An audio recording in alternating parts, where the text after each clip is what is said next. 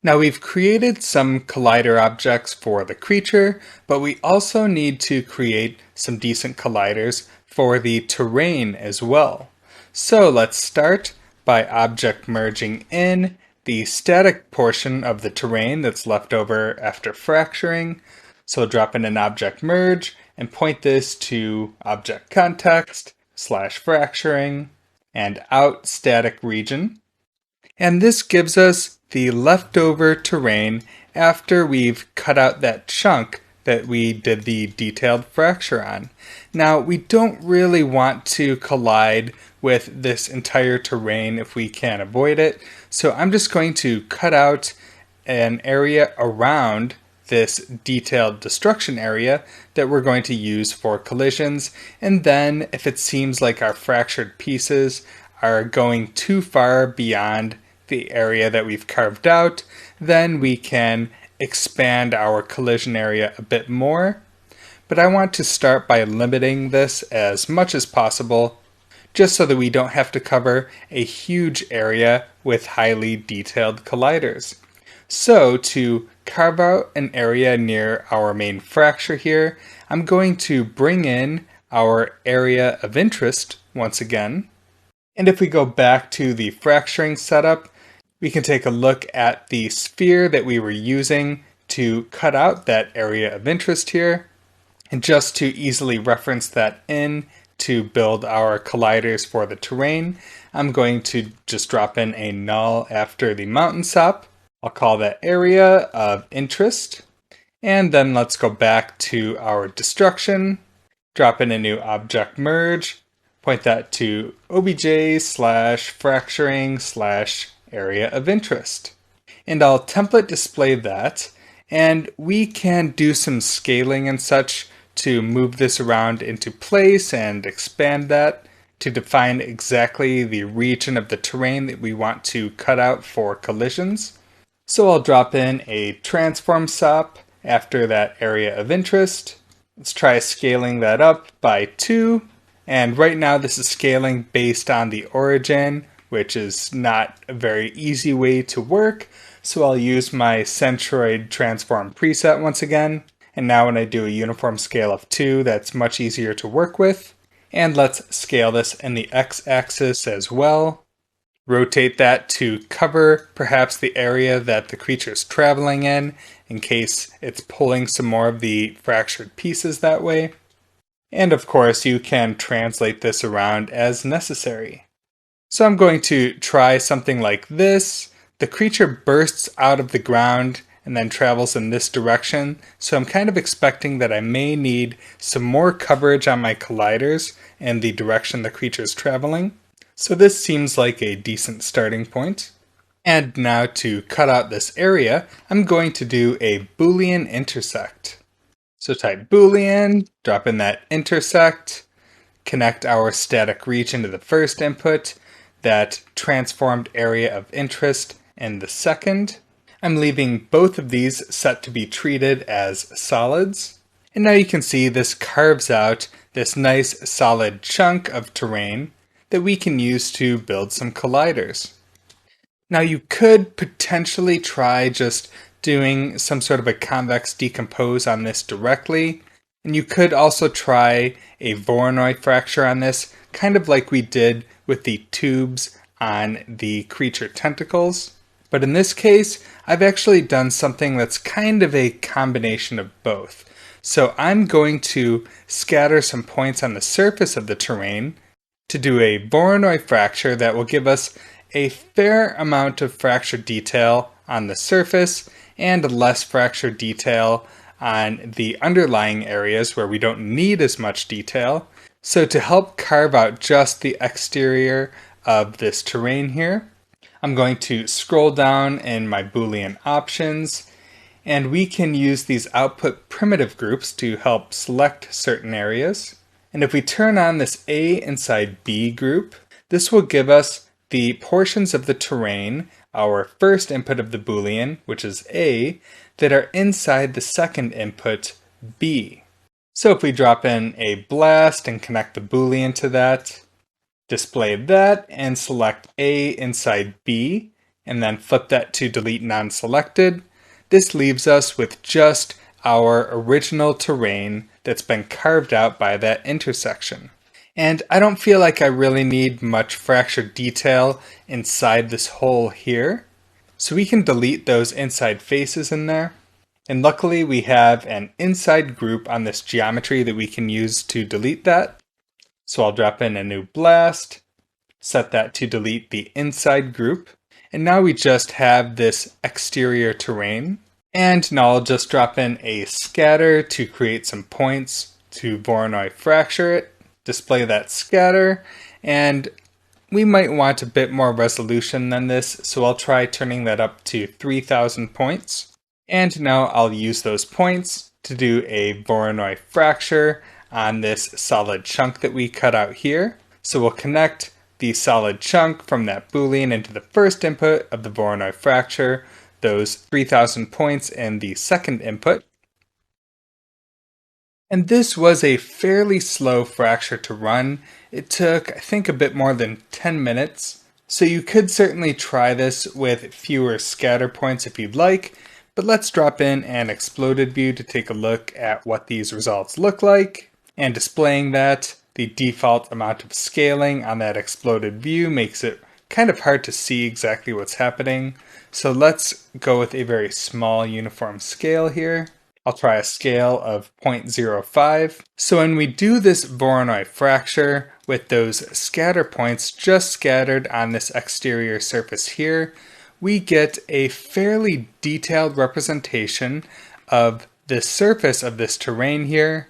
But as those Voronoi pieces propagate through the geometry, you can see that we're not getting as much fracture detail and as close representation as those slivers get further into the surface here. I mean, we can still see the full detail of the original mesh, but if we do the same thing that we did earlier and isolate some of these pieces to see what those convex hulls look like, then we can get a better idea of how much better of a representation we have on the surface of the terrain versus deeper inside there.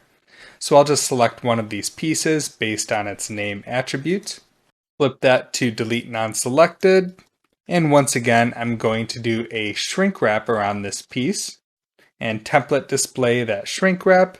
So if we take a look at this shrink wrap compared to the actual mesh, you can see that the surface of this geometry where the Voronoi fracture points were on that exterior, that matches up really well between the convex hull and the actual real geometry shape, whereas once we get deeper inside here, we're not really doing as good a job at representing the exact shape of the geometry with these convex shapes. And this is totally fine because I'm really only interested in doing a good job at representing the collision shape on the exterior of this terrain. Inside of there, I'm really only interested in RBDs not passing through this mass of earth underneath that exterior surface. So that's what makes this a fairly effective way to chop up this geometry, because it really does just give us all of our detail exactly where we need it. And now this is still fairly high-res geometry, and the bullet solver will need to calculate convex hulls for all of these slivers when it initializes the simulation. So we can do some of that work ahead of time by generating convex hulls for all of these Voronoi pieces. So after this Voronoi fracture, I'm going to just disconnect that exploded view for now and drop in a convex decomposition. Connect the Voronoi fracture to that. And now looking at our convex decomposition results, this shows us what the convex hulls based on those Voronoi pieces will look like. And if we display the Voronoi fracture and template display our convex decomposition, you can get in there and take a closer look at how well the shape of the terrain is represented by the convex hulls that will be used for collisions. And you can see that it's doing a kind of okay job at creating convex hulls for our geometry, but when we have RBD pieces falling on this terrain, if we have colliders that don't do a pretty decent job at representing the final render mesh, then you could see some weird things with the shadows. So right here, you can see that this collision mesh for this convex hull is offset quite a bit from the render mesh. Maybe from a further camera view we won't really notice the problem, but if you have pieces colliding with this or coming to rest in a collision shape that's offset from the surface like that, you can certainly see weird things in the render like shadows due to those pieces not touching each other, and things can look a little bit messed up. And once again, this is one of those cases where you don't want to make your collision shapes incredibly heavy for the bullet solver to process, but we can try improving our results a bit by lowering the max concavity on our convex decomposition. I'll try just lowering that a little bit to 0.8 because we're not really far off of the rendered geometry. I just want to improve this a little bit. And it looks like lowering that max concavity didn't really help things, but at this point I'm not going to worry too much about some of those little inaccuracies. When you're doing effect setups, it helps to not obsess over getting absolutely perfect accuracy for the initial versions of your simulation. It's totally fine to have some slightly rough colliders, especially when you're doing your initial setup. And then once you have things working properly, if you see that things are not quite as accurate as they could be, and it's causing problems in the final rendered image, then you can go in and increase the resolution of various things and finesse your input a bit more. But for now, I think this is doing a pretty good job at representing our terrain. Now we can do a bit more cleanup on this geometry like we've seen before. We don't need the interior and exterior groups on the Voronoi fracture, so I'm going to turn those off. We can also turn off the segment attribute on the convex decomposition. That will just store essentially some ID numbers for the segments that a given Voronoi piece is decomposed into. And we don't really care about that data for our purposes. And then we still have a couple groups after our convex decomposition here, so we can delete those groups either before or after that. So I'll drop in a group delete, put in a star to delete all groups, and I'll just drop this in before the convex decompose. It doesn't really matter if you drop it in before or after that decomposition, but I'm just dropping it in before just in case less data somehow makes a bit of difference in our actual decomposition process and potentially makes things a little bit faster. So now we have some super clean output for these colliders. We just have our position and normal and name attributes. So let's do an assemble on this. We'll turn off create name attribute, turn on create packed geometry, and let's check our spreadsheet just to make sure everything looks right, and this looks all fine. Currently, all of our fracture pieces of this terrain are just called piece 0, 1, 2, 3, 4, etc. because on the Voronoi fracture, we just have the piece prefix set to piece here. So we could change this to something more descriptive like collide terrain, but if we change this, it might rerun the fracture, and I don't feel like waiting for that. So I'm just going to change the names of these pieces just before we do the assemble, so that we get something more descriptive and cleaner, and it's less likely to match the names of some other pieces in our simulation. And this is something you really have to watch out for. So in this case, we have pieces just called piece 0, 1, 2, 3, 4, etc. If we had another set of fractured geometry that we were simulating and just colliding with this terrain here, if our simulated fracture also had piece names 0, 1, 2, 3, 4, etc., then this can really mess up the simulation. Lots of simulation problems are caused by duplicate names existing in the sim. So you really need to make sure that when you're merging together multiple different fractured objects, that you have different piece names on all of them. So this is one reason that it's really helpful to always set a piece prefix anytime you do a fracture.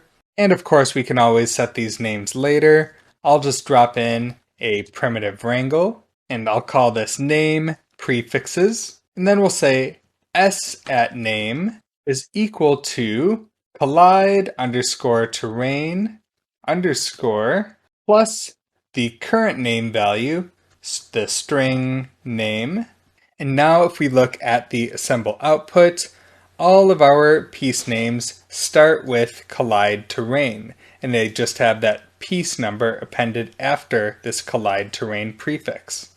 So this will help to ensure that all of these names are definitely unique in our simulation. And now we can cache this out. I'll drop in a new file cache, connect that to the assemble, and for this one it's just going to be a single frame, so just save the current frame, turn on load from disk. I'll point this to our geometry directory and destruction collide underscore ground version 1.bgo.sc, and we'll save that frame to disk. And of course we can use our exploded view here to take a look at what our convex decomposed collider looks like. Perhaps explode that out a bit. Everything looks all good, looks pretty cool. And now we can set some attributes on this like we did with the creature colliders.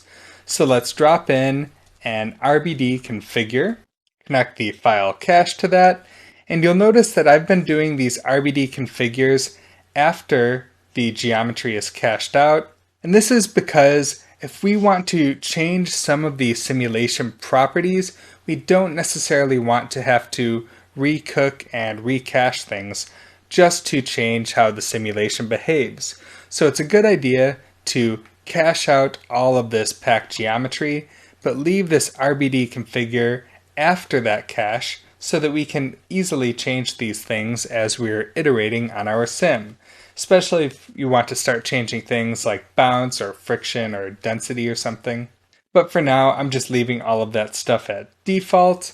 And for the ground collider objects here, we're just going to use that active attribute, set that to 0. And ultimately, we're going to merge this with the other colliders. So you might want to set the animated and deforming attributes on this as well. I don't think we really need to, because when we merge them, this will just pick up default values of 0. But if you really want to be explicit about the behavior of these ground collider pieces, then you could set the animated and deforming attributes to 0 as well. So everything on this RBD configure looks all good. As usual, I'm going to drop in a null after that to reference this.